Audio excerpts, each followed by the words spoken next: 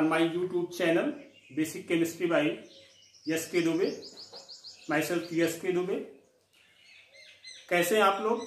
आशा है स्वस्थ होंगे। पिछले वीडियोज में हमने सॉलिड स्टेट के बारे में पढ़ा, जो कि 12th केमिस्ट्री का फर्स्ट लेसन है।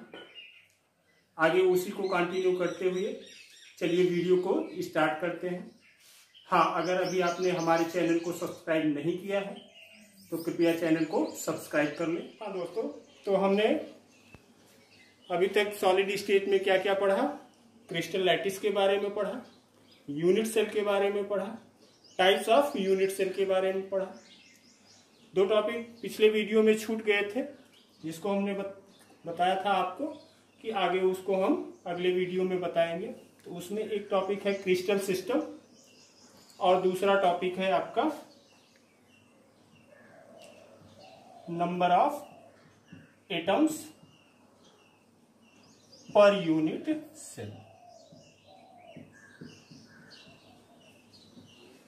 तो ये दोनों टॉपिक इस वीडियो में हम पढ़ेंगे। सबसे पहले हम शुरुआत करते हैं क्रिस्टल सिस्टम के बारे में।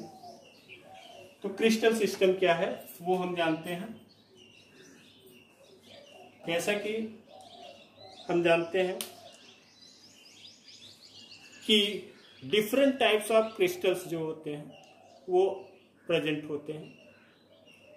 तो क्रिस्टल सिस्टम क्या है? It is a method. Crystal system क्या है? Crystal system is a method to classify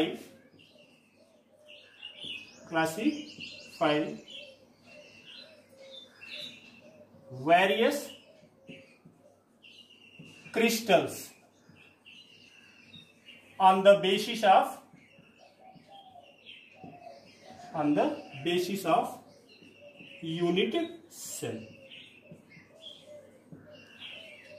तो क्रिस्टल सिस्टम क्या है? Crystal system is a method to classify various crystals on the basis of unit cell. यानी इकाई कोष्ठिका के आधार पर विभिन्न प्रकार के जो क्रिस्टल होते हैं उन क्रिस्टलों को डिवाइड करने का, वर्गीकृत करने का, क्लासिफाई करने का क्या है? एक सिस्टम, एक मेथड है, एक विधि है, जिसके द्वारा हम विभिन्न क्रिस्टलों को क्रिस्टल तंत्रों में, क्रिस्टल सिस्टम्स में डिवाइड करते हैं। तो अभी तक ये पाया गया है कि जितने भी क्रिस्टल्स हैं उन सभी क्रिस्टल्स को 7 प्रकार के क्रिस्टल सिस्टम्स में डिवाइड किया जा सकता है। मींस कि all the different types of crystals can be divided into only 7 types of crystal systems। तो what are these 7 types of crystals? उनके नाम हम जान लेते हैं। तो सबसे पहला जो टाइप है क्रिस्टल सिस्टम का वह होता है क्यूबिक। उसके बाद दूसरा होता है क्रिस्टल सिस्टम टेट्रागोनल। फिर तीसरा क्रिस्टल सिस्टम होता है ऑर्थोरोम्बिक।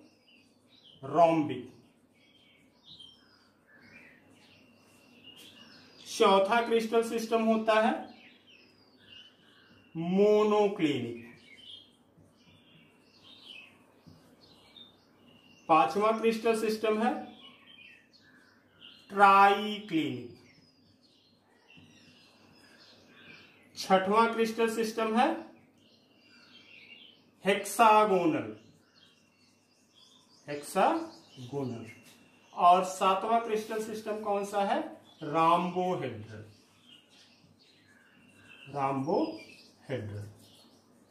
तो कितने प्रकार के क्रिस्टल सिस्टम्स हैं? तो हमने क्या बताया? 7 प्रकार के क्रिस्टल सिस्टम्स हैं। यानी various types of crystals can be divided into 7 types of crystal systems। Crystal systems में कौन कौन से? पहला है क्यूबिक। इसको क्या कहते हैं हिंदी में? घनीय कहा जाता है। क्या कहा जाता है? घनीय। और घनीय में हम लोग जानते हैं कि घन क्या होता है? जिसकी सभी कोरें आपस में बराबर होती हैं। इसका मतलब हम ये कह सकते हैं कि घनीय में क्या होगा? एबीसी जो पैरामीटर्स हमने बताया था एक्सियल डिस्टेंस के, वो एबीसी क्या होंगे? वो आपस में बराबर होंगे। हम बाद में इनके बारे में डिस्कस करेंगे अलग अलग से एक एक क्रिस्टल का। पहले इनका जान लेते हैं टेट्रागोनल। टेट्रागोनल का हिंदी क्या होता है वो जान लीजिए। टेट्रागोनल इज कॉल्ड एज द्विसम लंबाच। आर्थोरॉम्बिक विषम लंबाच।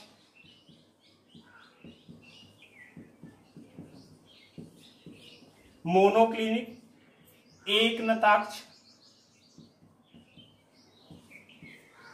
ट्राइक्लिनिक त्रिसम नताक्ष।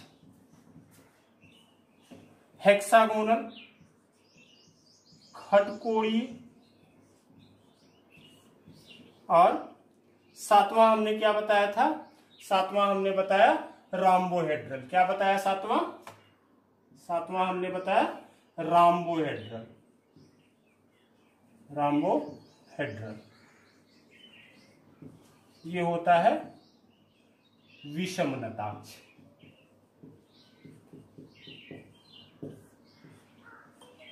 तो 7 प्रकार के क्रिस्टल के सिस्टम्स कौन कौन से हैं? Cubic, tetragonal, orthorhombic, monoclinic, triclinic, hexagonal और राम्बोहेड्रल। ये बहुत ही इंपॉर्टेंट टॉपिक है कॉम्पिटिशन्स में, नीट में, जी में, इन सब में इससे क्वेश्चंस उठते हैं। तो इनके बारे में अब हम डिटेल में पढ़ेंगे। ठीक है, आगे देखते हैं। तो will see first crystal system, जिसको क्या कहते हैं? क्यूबिक, यानी घनीय। तो अब हम ये समझे, उसके पहले हमको थोड़ा सा यूनिट सेल के बारे में एक बार फिर से समझना आवश्यक है। तो यहाँ पे हम एक यूनिट सेल ड्रा कर रहे हैं। थोड़ा सा उसके पैरामीटर्स एक बार फिर से आप जान लीजिए, क्योंकि बिना उसके पैरामीटर्स जाने आप इसको फिर से समझ नहीं पाएंगे। तो यूनिट सेल में ये हमने एक यूनिट सेल ड्रा कर दिया है। ठीक है, इसमें जो कॉन्स्टिट्यूएंट पार्टिकल्स हैं वो कहाँ पर स्थित हैं? All the constituent particles are present at the corners. कहाँ पे हैं? कॉर्नर्स पर स्थित है। तो ये किस प्रकार की हो जाएगी? सिंपल क्यूबिक यूनिट सेल हो जाएगी। अब इस सिंपल क्यूबिक यूनिट सेल में हमने बताए थे कि पैरामीटर्स कौन कौन से होते हैं? 3 एक्सियल डिस्टेंसेज होती हैं। कौन कौन सी? 3 एक्सियल डिस्टेंसेज, जिसमें ए, बी और सी है। तो हमने पिछले वीडियो में बताया था कि ए यहां से यहां तक की दूरी ये किसके द्वारा डिनोट की जाती है? ए के द्वारा। ये दूरी ए हो गई। उसके बाद यहां से यहां तक की दूरी हमने बताया था कि ये डिनोट की जाती है किसके द्वारा? बी के द्वारा। और ये दूरी किसके द्वारा डिनोट की जाती है? सी के द्वारा डिनोट की जाती है। ठीक है, ये रिप्रेजेंट करता है एक्स एक्सिस को, ये रिप्रेजेंट करता है वाई एक्सिस को, और ये रिप्रेजेंट करता है जेड एक्सिस को। ठीक है, तो 3 एक्सियल डिस्टेंस हो गए। उसके बाद हमने बताया था क्या कि 3 इंटरफेशियल एंगल्स। क्या? 3 इंटरफेशियल एंगल्स। वो एंगल्स कौन कौन से थे? अल्फा, बीटा और गामा थे। तो अल्फा कौन सा है वो देख लीजिए। यहां से यहां तक का ये एंगल आपको दिखाई पड़ रहा है, ये अल्फा हो गया।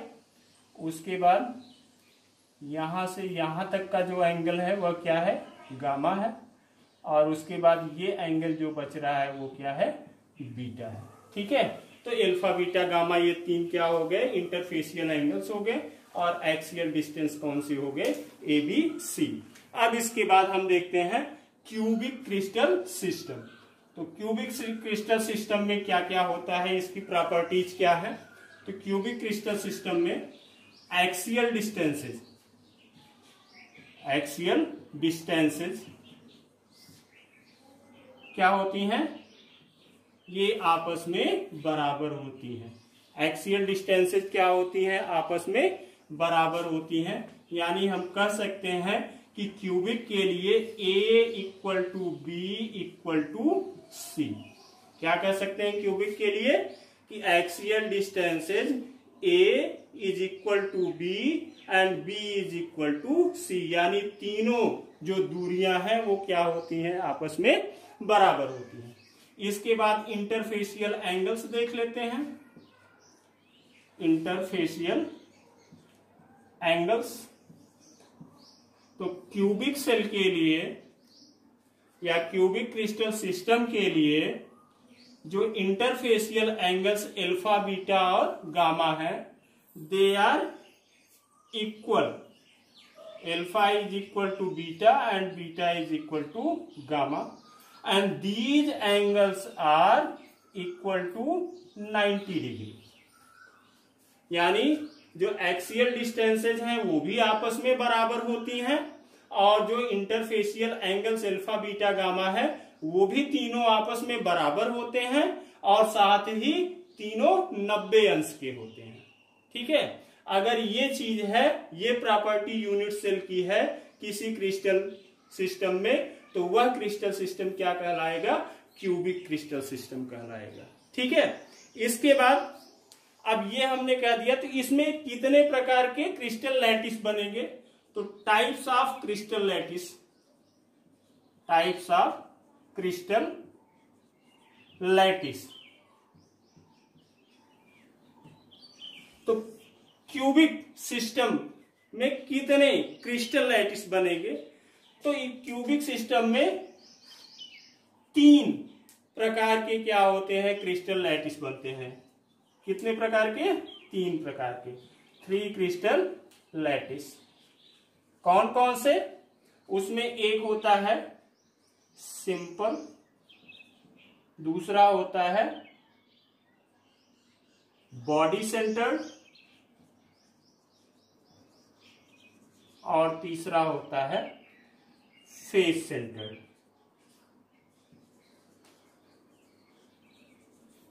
यानी क्यूबिक क्रिस्टल सिस्टम में जो यूनिट सेल होगी, वो यूनिट सेल में जो कॉन्स्टिट्यूएंट पार्टिकल्स होंगे, वो कॉन्स्टिट्यूएंट पार्टिकल्स किस प्रकार से सिमेट्री में उपस्थित है, उसके आधार पर क्यूबिक क्रिस्टल सिस्टम में 3 प्रकार के क्रिस्टल लैटिस का निर्माण होगा, जिसमें यूनिट सेल्स क्या होंगी, वो डिफरेंट होगी। यानी जो कॉन्स्टिट्यूएंट पार्टिकल्स होंगे वो डिफरेंट पोजीशंस पर स्थित होंगे। तो सिंपल होगा, सिंपल को हमने बताया था कि सिंपल क्यूबिक यूनिट सेल जो होता है उसको SCC से डिनोट करते हैं। किससे डिनोट करते हैं, SCC से। इसकी संख्या 1 हो सकती है। बॉडी सेंटर्ड को हमने बताया था पिछले वीडियो में कि BCC के द्वारा डिनोट किया जाता है, तो इसकी संख्या भी 1 होती है। और फेस सेंटर्ड को FCC के द्वारा डिनोट करते हैं, इसकी संख्या भी 1 होती है। तो कुल मिलाकर के 3 क्रिस्टल लैटिस बनेंगे क्यूबिक क्रिस्टल सिस्टम में। ठीक है, इसके एग्जांपल्स देख लेते हैं क्यूबिक क्रिस्टल सिस्टम के। मोस्टली जो आयनिक यौगिक हैं, जैसे NaCl, KCl, CaF2, डायमंड, जितनी भी एलम्स हैं, zinc blende, ZnS, these all compounds have a cubic crystal system. ठीक है, तो cubic crystal system axial distances are equal with each other, interfacial angles are equal with each other and equal to 90 degree. 3 types of crystal lattice are formed in the cubic crystal system. These are SCC, BCC and FCC, 1 of each. ठीक है, अब इसके बाद हम चलेंगे आगे। हाँ, तो चलिए हमने क्या है, दूसरे क्रिस्टल सिस्टम को देखते हैं, जो क्या है, टेट्रागोनल। टेट्रागोनल क्रिस्टल सिस्टम इसमें axial distances A equal to B but not equal to C. क्या होता है? एक्सियल डिस्टेंस ए और बी ये दोनों आपस में बराबर होते हैं, लेकिन सी जो होता है वह आपस में बराबर नहीं होता है। लेकिन जो इंटरफेसियल एंगल्स होते हैं alpha equal to beta equal to gamma, ये तीनों आपस में बराबर भी होते हैं and are equal to 90 degree. और क्या होते हैं? 90 अंश के होते हैं, 90 डिग्री के होते हैं। इसके अलावा इसमें types of crystal lattice form. तो टेट्रागोनल क्रिस्टल सिस्टम में कितने प्रकार के क्रिस्टल लैटिस बनते हैं वो देख लेते हैं। तो केवल दो प्रकार के क्रिस्टल लैटिस हो सकते हैं। एक हो सकता है SCC, इसकी संख्या 1 होती है, और दूसरा होता है BCC, इसकी संख्या भी क्या होती है? 1 होती है। ठीक है, तो हमने क्या देखा? घनीय में A equal to B equal to C, alpha equal to beta equal to gamma equal to 90 degree, ये घनीय में था। टेट्रागोनल में चेंज क्या हुआ है? टेट्रागोनल में चेंज हुआ है कि A और B तो बराबर है, लेकिन C जो है वो बराबर नहीं है। बाकी चीज जो इंटरफेसियल एंगल्स हैं वो बराबर भी हैं और 90 अंश के हैं। और इसी चेंज के कारण इसमें जो क्रिस्टल लैटिस होता है वो केवल दो प्रकार का बनता है, एक SCC और दूसरा BCC। चलते हैं तीसरे क्रिस्टल सिस्टम के बारे में। तो तीसरा क्रिस्टल सिस्टम हमारा कौन सा है? वह है ऑर्थोरोम्बिक। ऑर्थोरोम्बिक। तो in orthorhombic crystal system the axial distances A is not equal to B and not equal to C। Axial distances क्या होती हैं? वो आपस में बराबर नहीं होती हैं। और उसके अलावा जो इंटरफेसियल एंगल्स अल्फा बीटा और गामा है वो आपस में बराबर होंगे और क्या होगा? 90 डिग्री का होगा। ठीक है, तो ऑर्थोरोम्बिक में A not equal to B not equal to C। Tetragonal से डिफरेंस क्या है? टेट्रागोनल में A और B दोनों बराबर थे, C बराबर नहीं था। जबकि ऑर्थोरोम्बिक में क्या है? A, B और C ये तीनों आपस में बराबर नहीं है। हाँ, इंटरफेसियल एंगल्स क्यूबिक में भी आपस में बराबर थे, 90 अंश के थे। टेट्रागोनल में भी आपस में बराबर थे और 90 अंश के थे। और ऑर्थोरोम्बिक में भी आपस में बराबर और 90 अंश के होते हैं। इसमें सबसे ज्यादा 4 प्रकार के क्रिस्टल लैटिस फॉर्म होते हैं। 4 टाइप्स ऑफ क्रिस्टल लैटिस। कौन कौन से होते हैं? तो 4 ही हमने आपको बताया था। एक SCC बताया था, वो एक होता है। दूसरा BCC बताया था, वो भी एक होता है। तीसरा हमने FCC बताया था, वो भी एक होता है। और चौथा हमने ECC बताया था, वो भी क्या होता है? एक होता है। यानी ऑर्थोरोम्बिक क्रिस्टल सिस्टम में 4 प्रकार के क्रिस्टल लैटिस का फॉर्मेशन हो सकता है। सिंपल क्रिस्टल लैटिस बन सकता है, बॉडी सेंटर्ड की क्रिस्टल लैटिस बन सकता है, फेस सेंटर्ड क्रिस्टल लैटिस बन सकता है, या इंड सेंटर्ड क्रिस्टल लैटिस बन सकता है। अब इसके एग्जाम्पल कौन से हैं? ऑर्थोरोम्बिक के एग्जाम्पल में अगर ऑर्थोरोम्बिक के देखें तो BaSO4 यानी बेरियम सल्फेट का जो क्रिस्टल होता है वो कैसा होता है? ऑर्थोरोम्बिक होता है। PbCO3 यानी लेड कार्बोनेट का क्रिस्टल कैसा होता है? वह ऑर्थोरोम्बिक होता है। KNO3 potassium nitrate also have orthorhombic crystal system.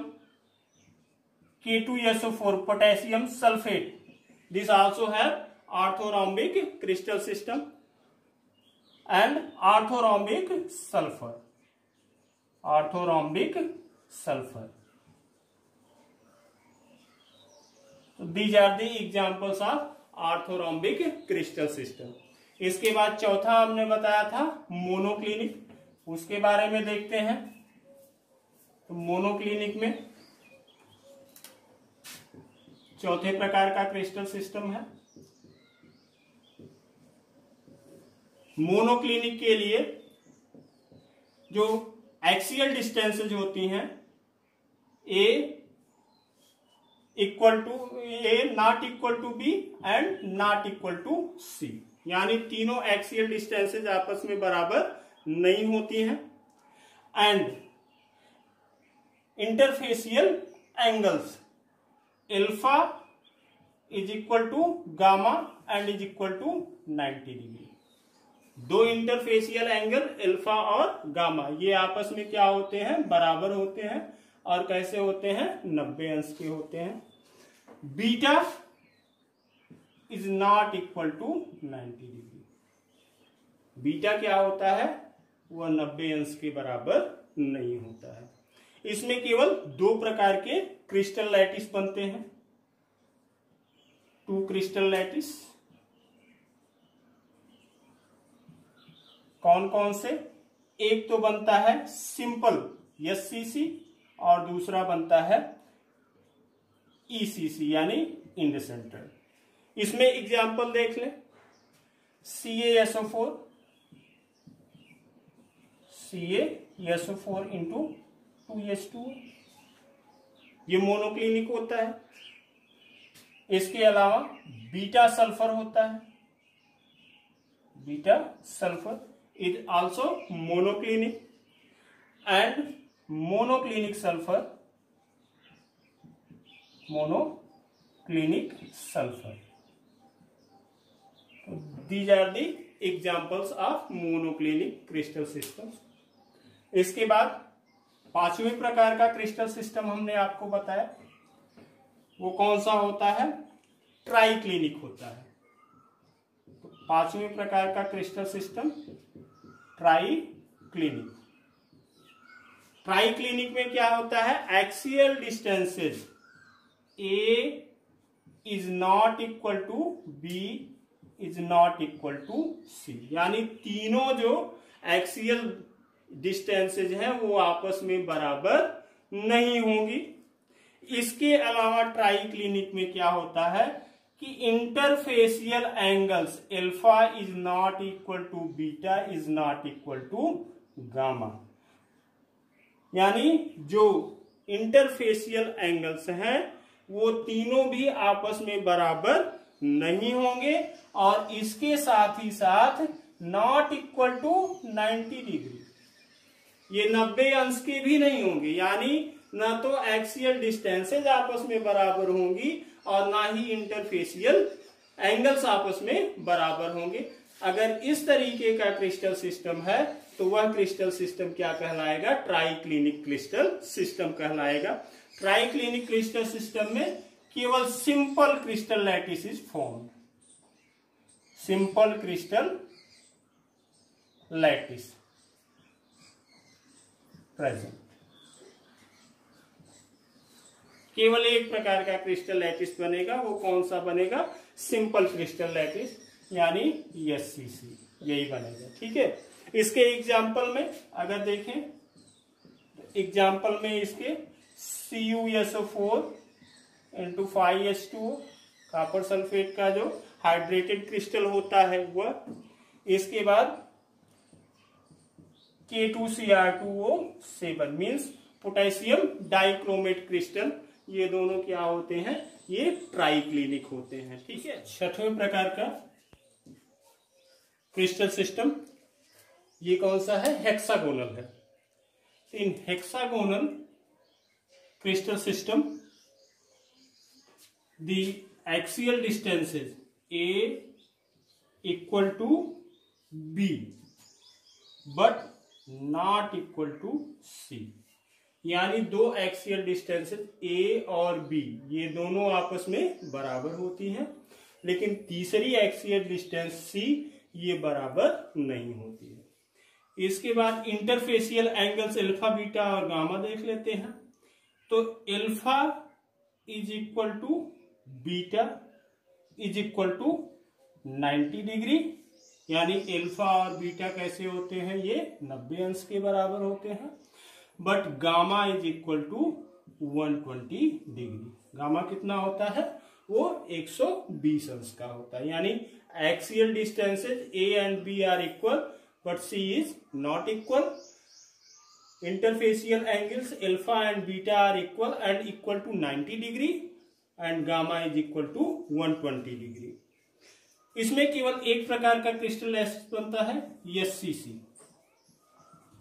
Crystal lattice कौन सा बनता है, एससीसी बनता है। ठीक है।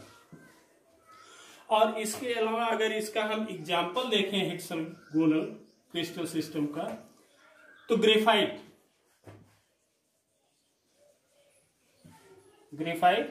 हेक्सागोनल क्रिस्टल सिस्टम में होता है। मर्क्यूरिक सल्फाइड HgS ये भी हेक्सागोनल में होता है। सिलिकॉन कार्बाइड SiC ये भी किस में होता है, हेक्सागोनल क्रिस्टल सिस्टम में होता है। एंड जिंक ऑक्साइड JDN ये सभी किस में आते हैं, हेक्सागोनल क्रिस्टल सिस्टम के अंतर्गत आते हैं। इसके बाद 7वें प्रकार का क्रिस्टल सिस्टम देख लेते हैं, कौन सा होता है। 7वें प्रकार के क्रिस्टल सिस्टम में आपका आता है राम्बोहेड्रल।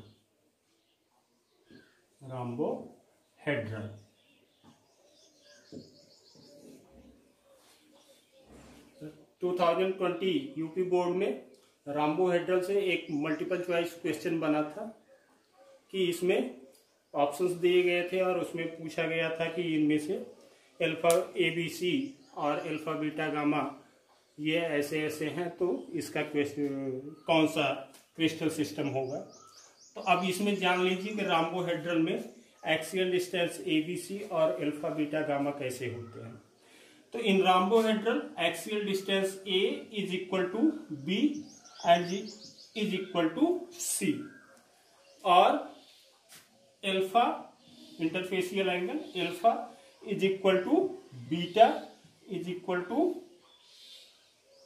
Gamma but not equal to 90 degree. ठीक है।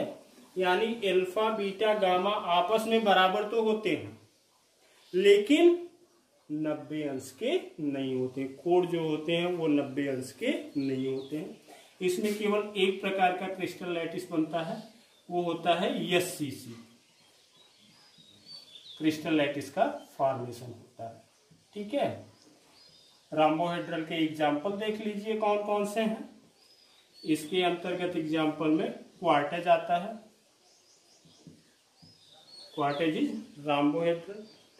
Calcium carbonate is also arrange in the rhombohedral crystal system. Dolomite which is an ore. Cinnabar, this is also an ore. Magnesite and NaNO3। ठीक है। तो these are the examples of rhombohedral crystal system। ठीक है। तो ये हो गया आपका 7 प्रकार का क्रिस्टल सिस्टम। ठीक है। और 7 प्रकार के क्रिस्टल सिस्टम से कुल 14 प्रकार के क्रिस्टल लैटिस का निर्माण होता है। तो क्रिस्टल सिस्टम कितने प्रकार के होते हैं, क्रिस्टल सिस्टम ये 7 प्रकार के हैं। And from this 7 types of crystal system total 14 crystal lattices are formed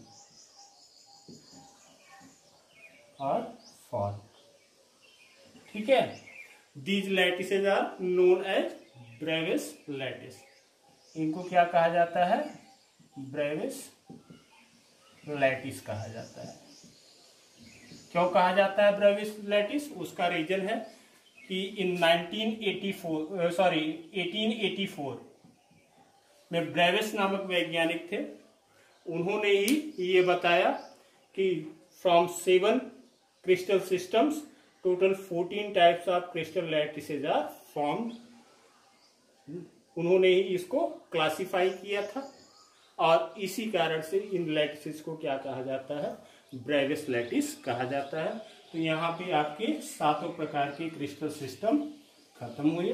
ठीक है, अब इसके बाद हम देखते हैं अगला topic, number of atoms are constituent particles per unit cell.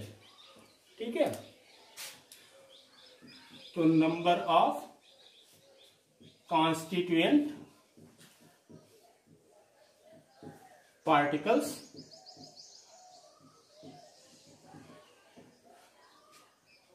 पर यूनिट सेल, यानी एक एकक कोशिका में कितने कॉन्स्टिट्यूएंट पार्टिकल्स हो सकते हैं। ठीक है, तो इसको जानने के लिए कुछ पॉइंट्स हैं, उन्हीं पॉइंट्स के आधार पर ये डिसाइड किया जाता है कि कितने कॉन्स्टिट्यूएंट पार्टिकल पर यूनिट होंगे। तो वो पॉइंट्स क्या है, सबसे पहला पॉइंट है कि constituent particles present on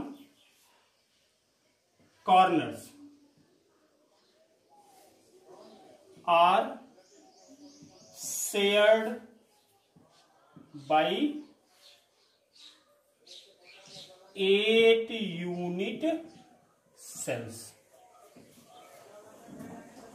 shared by 8 unit cells। thus per unit cell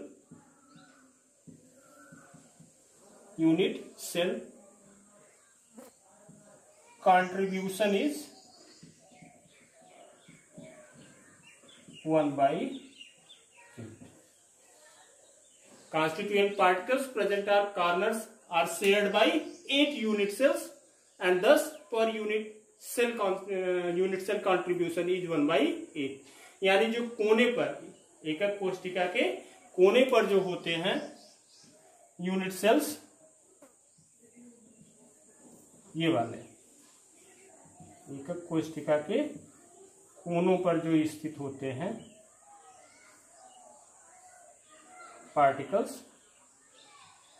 तो 8 कोने होते हैं एकक कोशिका में, 8 कोनों पर 8 कण रहेंगे, तो वो 8 कण 8 एकक सेलों के द्वारा शेयर्ड होते हैं। और इस कारण से क्या होता है कि इनका पर यूनिट सेल कंट्रीब्यूशन कितना आता है, 1/8 आता है। इसके बाद दूसरा पॉइंट क्या है वो देखते हैं कि constituent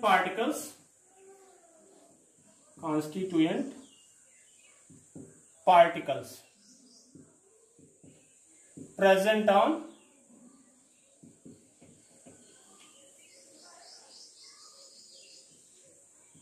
faces are shared by 2 unit cells। thus per unit contribution is 1/2। Constituent particles present on faces are shared by 2 unit cells, thus per unit contribution is 1/2। यानी फेस पर, फलक पे 6 फेसेज हैं, 1 2 3 4, सामने वाले 5 और पीछे वाले 6 फलके हैं। तो फलक पे अगर कोई कण है तो वह एक तो इस यूनिट सेल के द्वारा शेयर्ड होगा, एक इसके बगल वाली जो यूनिट सेल रहेगी उससे शेयर्ड होगा। तो यानी 2 यूनिट सेल में शेयर्ड होगा, तो उसके कारण इसका पर यूनिट कंट्रीब्यूशन क्या होगा, 1/2 होगा। ठीक है, इसके बाद तीसरा पॉइंट जो है वो देख लीजिए डिसाइड करने के लिए per unit cell number of atom. तो तीसरा पॉइंट क्या है कि constituent particles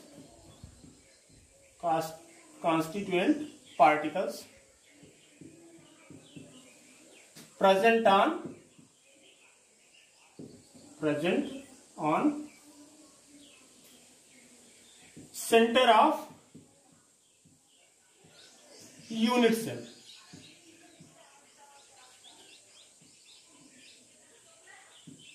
is not shared by any unit cell. Thus, per unit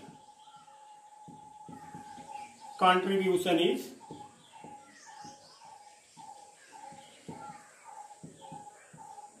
one.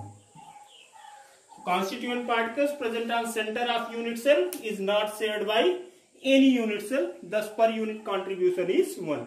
यानी अगर unit cell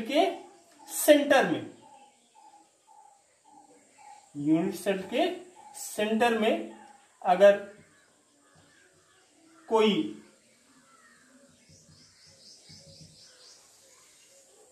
particle constituent present है तो वह किसी भी अन्य यूनिट सेल के द्वारा शेयर नहीं किया गया होता है और इस कारण से उसका जो कंट्रीब्यूशन पर यूनिट सेल होता है वह क्या होता है, एक होता है। लास्ट पॉइंट डिसाइड करने के लिए constituent particles per unit cell वो देख लीजिए। तो लास्ट पॉइंट में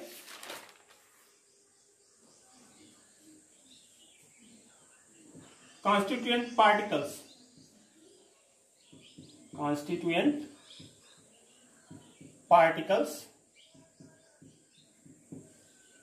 present on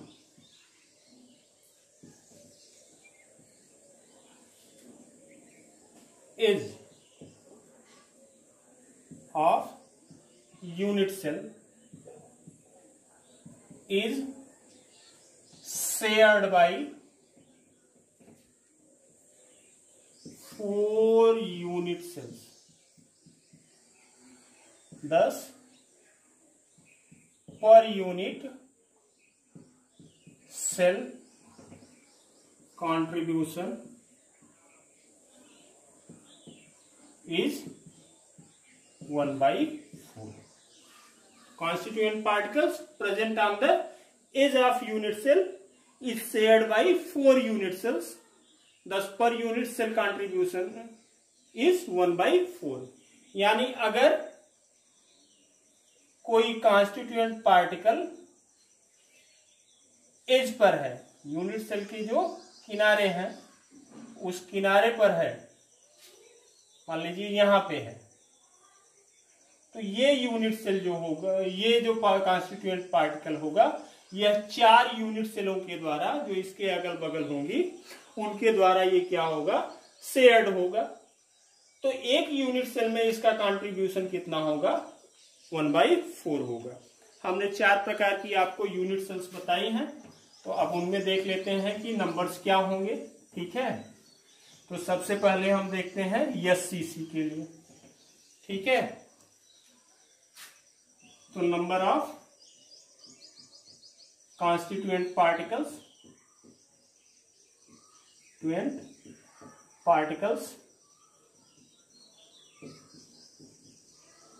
atoms per unit cell, किसमें, in simple unit cell. So as we know, in simple unit cell, constituent particles are present only at the corners. कहां पर होते हैं, केवल कॉर्नर्स पर होते हैं। constituent particles कहां पर होते हैं, केवल कॉर्नर्स पर होते हैं। किसमें? सिंपल यूनिट सेल में, और कहीं पर नहीं होगा। सिंपल यूनिट सेल में कहां पर होगा? केवल कॉर्नर्स पर कॉन्स्टिट्यूएंट पार्टिकल्स होंगे और कॉन्स्टिट्यूएंट पार्टिकल्स बाकी यूनिट सेल में कहीं अन्य नहीं होंगे। और हमने क्या बताया कि constituent particles present on the corners of unit cell are shared by 8 unit cells and per unit cell contribution is 1/8। तो एक जो कॉन्स्टिट्यूएंट पार्टिकल या एटम है उसका कंट्रीब्यूशन कितना होता है? 1/8 होता है। और इसमें कितने हैं? 8 हैं। तो पर यूनिट नंबर सेल कितना, नंबर ऑफ एटम्स कितना होगा? 1/8 × 8। इसका मतलब क्या हो गया? 1 हो गया। तो सिंपल यूनिट सेल में per unit contribution, per unit cell constituent particles की संख्या कितनी होगी? 1 होगी। अब ये तो सिंपल का हो गया। फेस सेंटर्ड में देख लेते हैं। ठीक है, इन फेस सेंटर्ड यूनिट सेल, तो फेस सेंटर्ड यूनिट सेल में 8 तो 8 कोने पर होंगे और 6 कॉन्स्टिट्यूएंट पार्टिकल्स कहां पर होंगे? वो होंगे 6 फलकों पर, सामने वाले फलक और पीछे वाले फलक। ठीक है, अब हम जानते हैं कि number of atoms per unit cell क्या हो जाएगा इसमें, वो देख लीजिए। तो in FCC number of atoms per unit cell equal to क्या हो जाएगा? कोने पर वाला तो 1/8 × 8 प्लस फलक पर हमने बताया कि constituent particles present on the faces are shared by 2 unit cells and per unit contribution कितना होता है? 1/2 होता है एक कॉन्स्टिट्यूएंट पार्टिकल का। 6 कॉन्स्टिट्यूएंट पार्टिकल है तो 1/2 × 6, ये आ जाएगा 1 + 3, यानी पर यूनिट सेल कितने आएंगे? 4 आएंगे। किसमें आएंगे? फेस सेंटर्ड यूनिट सेल में। अब इसके बाद 2 और यूनिट सेल्स बच रहे हैं। वो 2 यूनिट सेल्स कौन से हैं वो देख लीजिए। तो अब है body centred. Body centred unit cell में हमने आपको क्या बताया था? In body centred unit cell 8 constituent particles are present on the 8 corners and 1 constituent particle is present in the center of unit cell। कहां पर होता है? यूनिट सेल के केंद्र में होता है। ठीक है, इस तरीके से। और हमने आपको क्या बताया कि BCC में 8 पार्टिकल जो है वो कहां पे हैं? 8 कोनों पर। तो number of atoms per unit cell क्या हो जाएगा? 1/8 × 8। ये तो कोने पर वाला हो गया। और इसके बाद हमने कहा कि constituent particle present at the centre of unit cell is not shared by any other unit cell. यानी जो केंद्र में होता है कण, वो किसी अन्य यूनिट सेल के द्वारा शेयर नहीं किया गया होता है। यानी ये कण क्या होगा? स्वयं इसी यूनिट सेल का होगा। तो 1/8 × 8 + 1 हो जाएगा। तो ये क्या आ जाएगा? 2 आ जाएगा। ठीक है, तो in BCC number of atoms और constituent particles per unit cell कितने आए? 2 आ गए। इंड सेंटर्ड में देख लेते हैं। इंड सेंटर्ड में हमने आपको बताया था कि 8 कॉन्स्टिट्यूएंट पार्टिकल्स जो होंगे वो कहां होंगे? They are present on the corners. 8 तो कोने पर हो जाएंगे। And 2 particles are present on the 2 opposite faces. तो मान लीजिए हमने ऊपर और नीचे वाले पे बना दिया। ठीक है, इसके बाद अब अगर ECC में हम देखें इंड सेंटर्ड में, तो ईसीसी में number of atoms per unit cell, कोने वाला एक कण 1/8 कंट्रीब्यूट करता है, 8 कण है तो 1/8 इंटू 8 हो गया ये। इसके बाद 2 कण है और हमने कहा कि फेस पर जो कण होता है वह कितना कंट्रीब्यूशन देता है पर यूनिट सेल, 1/2। 2 पार्टिकल है तो 1/2 इंटू 2 हो जाएगा। अब ये क्या आ गया 1 + 1 यानी 2। तो इंड सेंटर्ड में कितना आएगा number of atoms per unit cell 2। BCC में कितना आएगा number of atoms per unit cell 2। FCC में कितना आएगा number of atoms per unit cell 4। और एससीसी में number of atoms per unit cell कितना आएगा 4 आएगा। ठीक है, तो बस इसको समराइज कर देते हैं। ठीक है, तो एससीसी के लिए number of atoms per unit cell कितने होंगे 1 होंगे, इसको जेड से डिनोट किया जाता है। एफसीसी के लिए number of atoms per unit cell 4 होंगे। बीसीसी के लिए number of atoms per unit cell 2 होंगे।